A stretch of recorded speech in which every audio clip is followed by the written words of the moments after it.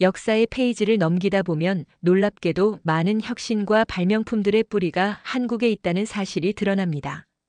세계 각국에서 오랫동안 사용되고 발전해온 문화와 기술 중 상당수가 사실은 한국이 원조였다는 것을 아는 사람은 많지 않습니다. 특히 서구 중심의 역사 서술로 인해 한국의 선구적인 업적들이 제대로 인정받지 못했던 것이 사실입니다.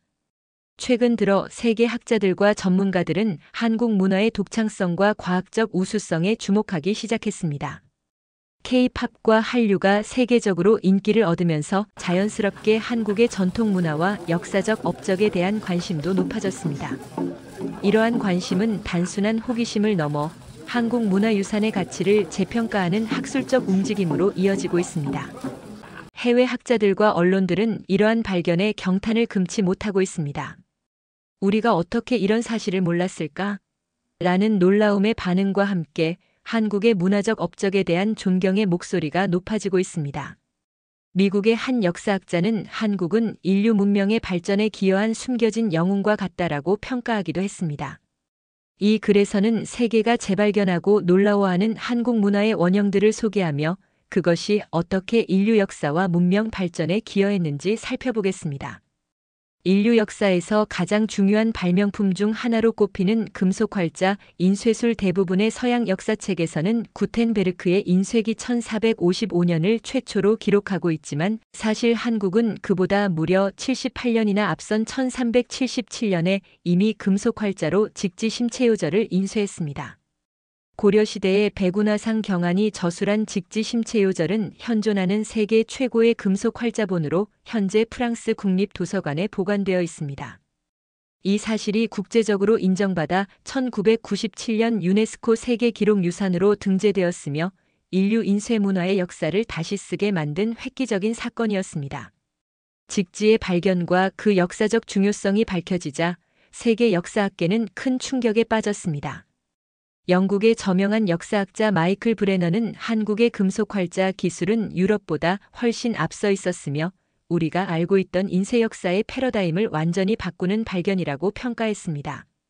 뉴욕 타임즈는 동양의 작은 나라에서 인류 지식 전파의 혁명이 시작되었다라는 헤드라인으로 이 사실을 보도하기도 했습니다. 특히 주목할 만한 점은 2022년 프랑스 국립도서관에서 열린 직지와 인류의 인쇄혁명 특별전시회입니다. 이 전시회는 예상을 훨씬 뛰어넘는 관람객 수를 기록했으며 프랑스 문화부 장관은 한국의 금속 활자 기술은 인류 지식 전파의 역사에서 가장 중요한 혁신 중 하나라고 극찬했습니다. 또한 놀라운 것은 고려시대 금속 활자의 제작 기술이 구텐베르크의 방식보다 더 정교하고 효율적이었다는 점입니다. 한국의 금속 활자는 주조 기술과 합금 비율에 있어 당시로서는 최첨단 기술을 적용했으며 이는 현대 인쇄술의 기초가 되었습니다. 영국 대형 박물관의 문서 보존 전문가인 사라 윌리엄스는 한국의 금속 활자는 단순한 선구자가 아니라 기술적으로도 몇 세기 앞서 있었다고 평가했습니다. 이처럼 직지심체요절은 한국이 세계 인쇄 문화의 역사에서 선구자였음을 증명하는 중요한 문화유산이며 세계가 재발견하고 경탄하는 한국 문화의 우수성을 보여주는 대표적인 사례입니다. 16세기 말 한국의 의학자 허준이 집대성한 동의보감은 세계 의학사에서 독보적인 위치를 차지하고 있습니다. 단순히 기존 의학 지식을 정리한 것이 아니라 중국 의학과 구별되는 한국 고유의 의학 체계를 확립했다는 점에서 그 의의가 큽니다. 동이라는 이름 자체가 동쪽 나라의 의학, 즉 한국 의학을 의미하며 이는 한국 의학의 독자성과 자부심을 나타냅니다. 동의보감의 진정한 혁신은 그 체계적인 구성과 과학적 접근법에 있습니다. 25권으로 구성된 이 방대한 의서는 내경편, 외형편, 잡병편, 탕액편, 침구편으로 나뉘어 인체의 내부부터 외부까지 총체적으로 다루고 있습니다. 특히 주목할 만한 점은 질병을 치료하기에 앞서 예방의학을 강조했다는 것입니다. 치료하지 않아도 되는 최상의 의술이라는 개념을 강조하며 현대 예방의학의 원리를 400여 년 전에 이미 제시했습니다. 이러한 가치는 2009년 유네스코 세계기록유산 등재로 국제적으로 인정받았습니다. 등재 결정문에서 유네스코는 동의보감은 동아시아 의학의 발전에 결정적 기여를 했으며 의학 지식의 체계화와 대중화에 선구적 역할을 했다고 평가했습니다. 미국 하버드 대학교 의과대학의 데이비드 아이젠버그 교수는 동의보감은 단순한 의학서적이 아니라 인체에 대한 총체적 접근법을 제시한 의학 철학서라고 극찬했습니다. 더욱 흥미로운 것은 동의보감에 기록된 많은 치료법과 약제가 현대의학 연구에서 재조명되고 있다는 점입니다. 일례로 동의보감에 기록된 인삼의 양리작용은 현대 양리학 연구에서 과학적으로 입증되었으며 항암 효과까지 확인되었습니다. 또한 동의보감의 침술요법은 미국 국립보건원에서 만성 통증 관리에 효과적인 대체 의학으로 공식 인정받았습니다. 특히 2020년 코로나19 팬데믹 상황에서 동의보감의 역병 대처법이 재조명되었습니다. 동의보감에 기록된 온병 치료법이 현대 바이러스성 질환 치료에도 적용 가능하다는 연구 결과가 발표되며 영국 의학저널 란셋에도 관련 논문이 게재되었습니다. 이는 400년 전 허준의 통찰력이 현대 의학 위기 상황에서도 여전히 가치를 지니고 있음을 보여주는 놀라운 사례입니다.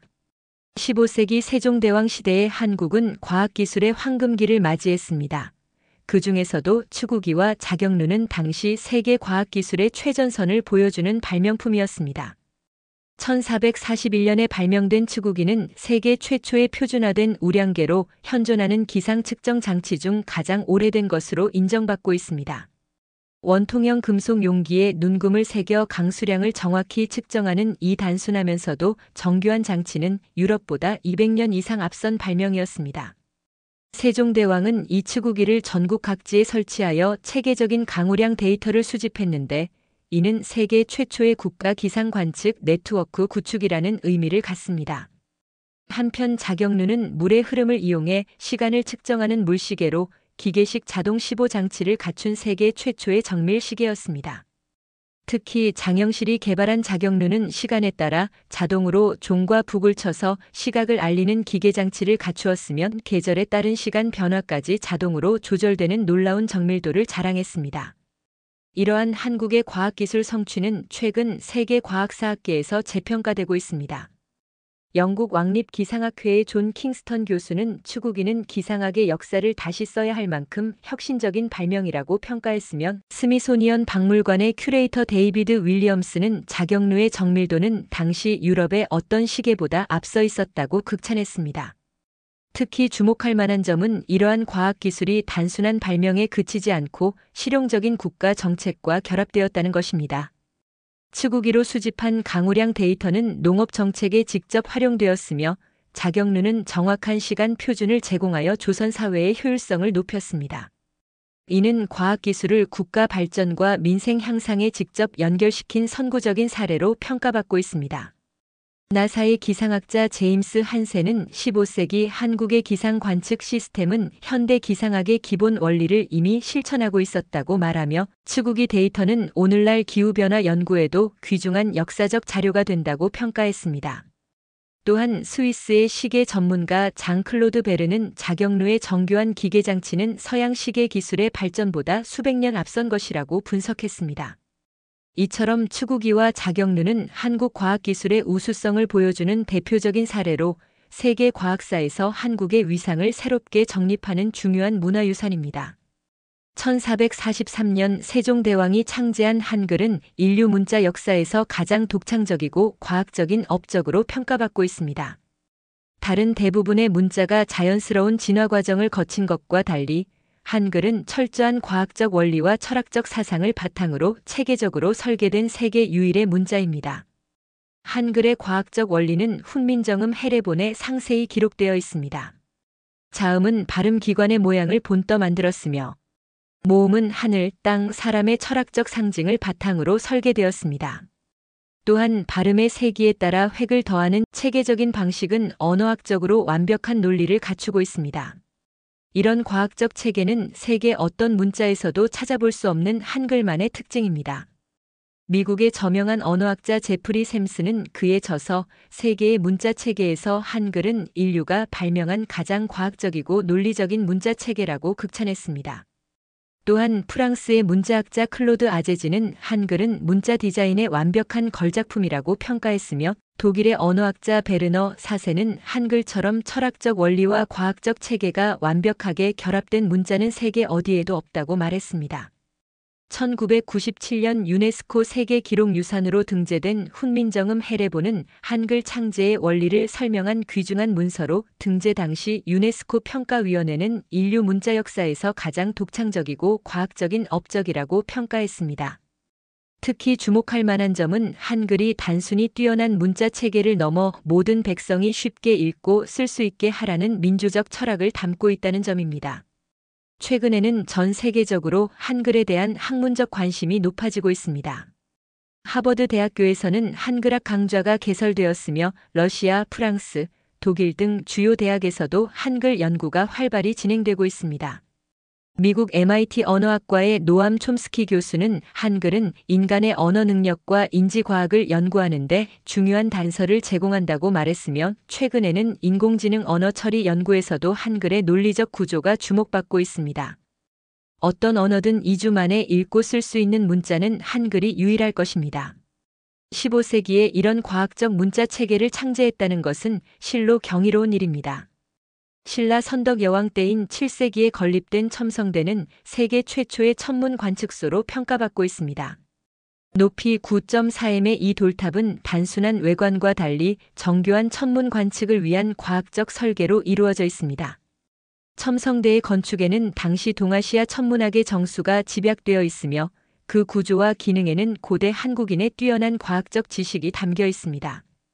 첨성대의 구조를 살펴보면 그 과학적 정교함이 더욱 분명해집니다. 기단부의 돌 12개는 1년 12달을, 몸통의 돌 30개는 한 달의 날짜를, 전체 사용된 돌 366개는 1년의 일수를 상징합니다. 또한 원통형 구조는 하늘의 움직임을 관측하기에 이상적인 형태로 내부에 설치된 관측 장비를 통해 천체의 움직임을 정확히 기록할 수 있었습니다. 미국 천문학회지에 발표된 연구에 따르면 첨성대는 단순한 상징물이 아니라 실제로 정밀한 천문 관측이 가능한 과학시설이었습니다. 나사의 천문학자 로버트 맥컬리는 첨성대의 구조를 분석한 결과 당시로서는 매우 정확한 천체 관측이 가능했을 것이라고 평가했습니다. 특히 첨성대가 지어진 7세기는 유럽에서 천문학이 미신과 혼합되어 있던 시기로 이처럼 정교한 천문대가 존재했다는 사실은 한국 천문학의 앞선 수준을 보여줍니다. 신라시대부터 조선시대까지 이어진 한국의 천문학은 동아시아에서도 독자적인 발전을 이루었습니다. 특히 조선시대에는 세종대왕의 지원 아래 천문학이 크게 발전하여 칠정산 내편과 칠정산 외편이라는 독자적인 역법서를 편찬했으며 이는 당시 중국이나 일본보다 더 정확한 천체 운행 계산법을 담고 있었습니다. 한국의 전통 별자리 체계인 천상열차 분야 지도는 1395년에 돌에 새겨진 세계 최고의 천문도 중 하나로 1467개의 별을 정확히 기록하고 있습니다. 영국 그리니치 천문대의 천문학자 제인 그린버그 교수는 천상열차 분야 지도의 별 위치 정확도는 당시 유럽의 천문도보다 훨씬 정밀했다고 평가했습니다. 최근 세계 천문학계에서는 한국 전통 천문학에 대한 연구가 활발히 진행되고 있습니다. 프랑스 파리 천문대의 장 마크 보니 교수는 조선시대 천문 기록은 과거 수백 년간의 일식, 해성, 초신성 등의 현상을 연구하는 데 귀중한 자료라고 말했습니다. 특히 2020년 하버드 스미소니언 천체물리학센터에서는 한국의 천문 기록을 바탕으로 과거 태양 활동 주기를 재구성하는 연구가 진행되어 국제학술지 네이처에 게재되기도 했습니다. 이처럼 첨성대로 대표되는 한국의 천문학은 세계 천문학 역사에서 중요한 위치를 차지하며 현대 천문학 연구에도 여전히 값진 기여를 하고 있습니다. 수천 년 동안 한국인의 식탁을 지켜온 발효식품들이 이제 전 세계 식품과학계와 건강 전문가들의 주목을 받고 있습니다. 특히 김치와 장류로 대표되는 한국의 발효문화는 단순한 음식을 넘어 세계가 배워야 할 과학적 지혜의 보고로 재평가되고 있습니다. 김치의 발효 과정은 현대 미생물학적 관점에서 보면 경이로운 과학입니다. 최적의 온도와 환경에서 유산균이 번식하며 만들어내는 복합적인 풍미와 영양소는 인공적으로 재현하기 어려운 경지에 이릅니다. 미국 식품미생물학회지에 발표된 연구에 따르면 김치에는 최소 200종 이상의 유익한 미생물이 존재하며 이는 어떤 서양 발효식품보다 다양한 미생물 생태계를 보유하고 있다는 의미입니다. 하버드 대학교 영양학과의 윌터 윌렛 교수는 한국의 김치 발효 기술은 단순한 보존 방법이 아니라 영양소를 증폭시키는 생물학적 변환 과정이라며, 이런 지혜가 수천 년 전에 경험적으로 발전했다는 것이 놀랍다고 평가했습니다. 실제로 김치 발효 과정에서는 비타민C가 증가하고 항산화 물질이 생성되며 소화를 돕는 효소들이 만들어집니다. 한국의 장류 발효 시스템은 더욱 놀랍습니다. 메주를 만들고 자연 발효시키는 과정은 세계에서 가장 정교한 미생물 관리 기술 중 하나로 평가받고 있습니다. 특히 아스페르길루스 곰팡이를 이용해 콩 단백질을 분해하고 이소플라본과 같은 기능성 물질을 증가시키는 과정은 현대 식품공학에서도 완벽히 재현하기 어려운 고도의 기술입니다. 프랑스의 세계적인 미생물학자 파스칼 르가르는 한국의 전통장 발효 기술은 현대 과학으로도 완전히 해석되지 않은 미생물 생태계의 복잡한 상호작용을 활용한다며, 이는 수천 년간의 경험적 지식이 집약된 결과라고 말했습니다. 최근 의학계에서는 한국 발효식품의 건강상 이점이 과학적으로 입증되고 있습니다.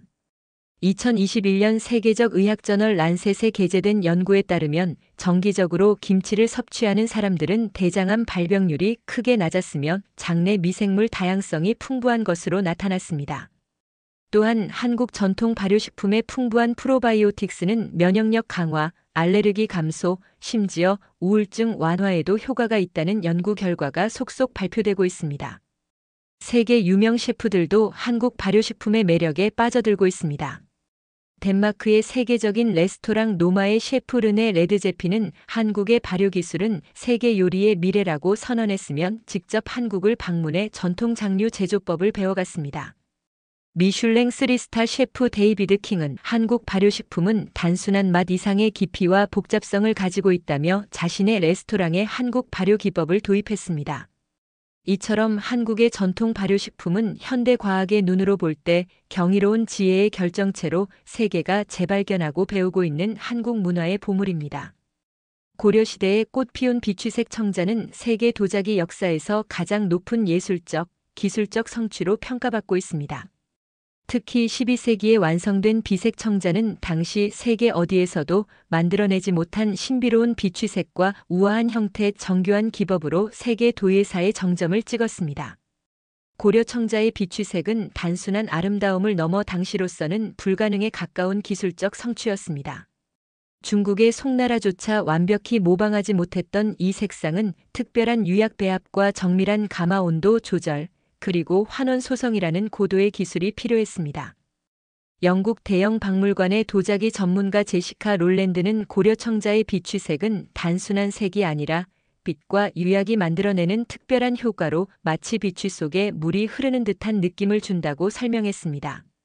고려 청자의 제작 비밀은 오랫동안 세계 도예가들의 수수께끼였습니다. 특히 상감청자는 고려만의 독창적인 기법으로 도자기 표면에 문양을 새긴 후 백토나 흑토를 메워 넣는 정교한 작업이 필요합니다. 이 기술은 고려에서 처음 개발되어 후에 중국과 일본으로 전파되었지만 어느 나라도 고려 청자의 우아함과 정교함을 완벽히 재현하지 못했습니다. 미국 메트로폴리탄 미술관의 도자기 큐레이터 존 애슐리는 고려 청자는 동양 도자기의 최고 성취로 그 미학적 완성도는 중국 송대 청자나 명대 백자보다 우월하다고 평가했습니다.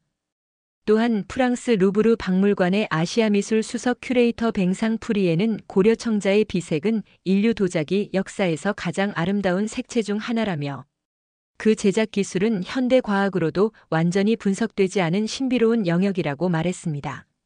세계 주요 박물관들은 고려 청자를 가장 귀중한 소장품으로 여기고 있습니다. 영국 대형 박물관, 프랑스 김해박물관, 미국 메트로폴리탄 미술관 등에서는 고려 청자를 동양 미술의 정수로 소개하며 특별 전시실에 배치하고 있습니다. 2018년 뉴욕 메트로폴리탄 미술관에서 열린 고려 한국 황금시대의 예술 전시회는 개관 이래 아시아 미술 전시 중 최다 관람객 수를 기록했습니다. 특히 주목할 만한 점은 현대 도예가들이 고려 청자의 비색을 재현하기 위해 끊임없이 연구하고 있다는 사실입니다.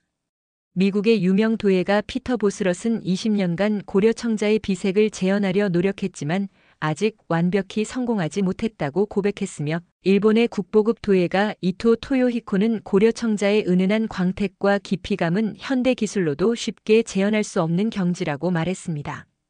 이처럼 고려 청자는 단순한 도자기가 아니라 인류의 예술적, 기술적 성취의 정점으로 한국이 세계 문화유산에 기여한 가장 빛나는 성과 중 하나입니다. 한국의 전통 가옥인 한옥은 오늘날 현대 건축가들이 추구하는 친환경 건축의 원리를 수백 년 전에 이미 구현해낸 지혜의 결정체입니다.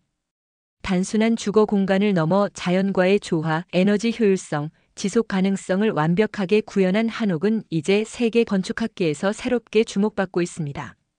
한옥의 설계는 처음부터 자연 환경과의 조화를 고려합니다. 배산 임수의 원칙에 따라 산을 등지고 물을 바라보는 위치에 자리 잡으며 좌청룡 우백호의 풍수 원리는 단순한 미신이 아닌 지형 바람, 일조량을 고려한 과학적 배치법이었습니다.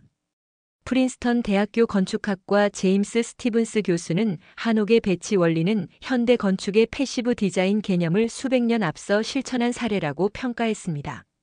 한옥의 가장 혁신적인 기술은 온돌과 마루의 조합입니다.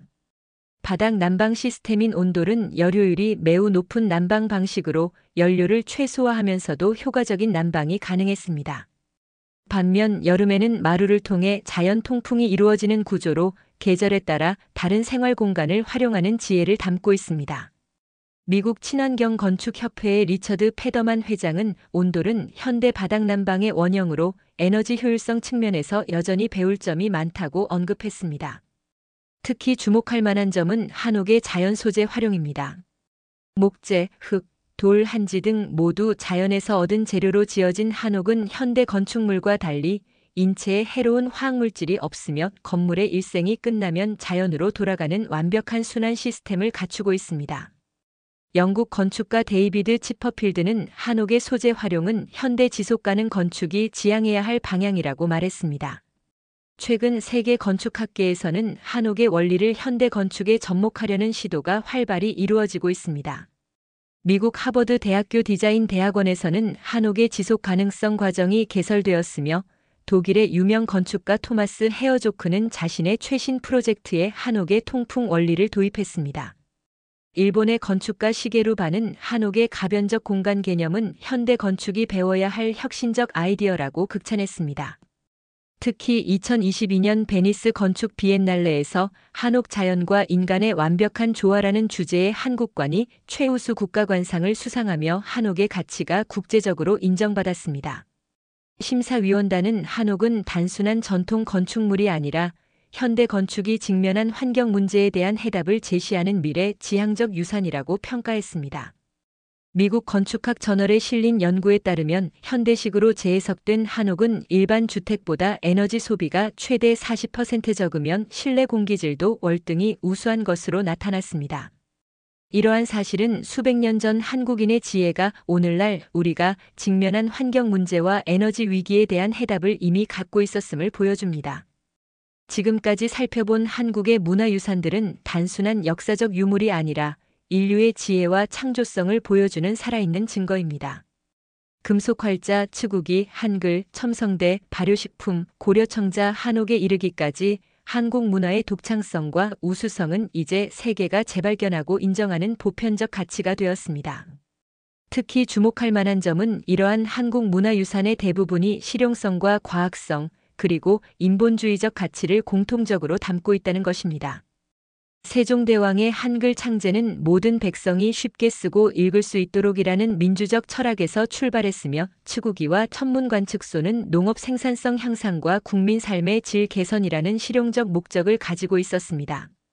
이는 문화유산을 단순히 권력과 위엄의 상징으로 여겼던 당시 세계의 다른 문명들과 차별화되는 한국 문화의 독특한 특성입니다.